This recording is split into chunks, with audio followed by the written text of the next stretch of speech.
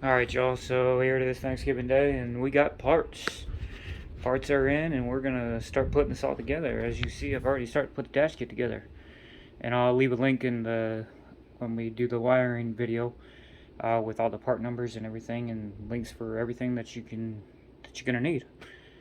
So we went with the Crux interface, and then Metric Kit 99733-8B. Oh. And that's what the Crux kit's gonna look like.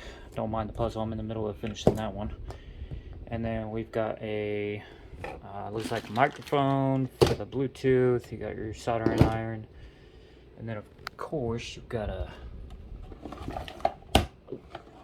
JVC M750 BT. I had this one in my Highlander. Good unit, nice clear sound out of it. Stay tuned. Next video is coming real soon. You know. Also got a well, ain't gonna need that because I've already got one of those. That's a bypass for the video, but you are gonna need a Sirius XM tuner. Of course, your wire strippers, heat shrink, that sort of thing.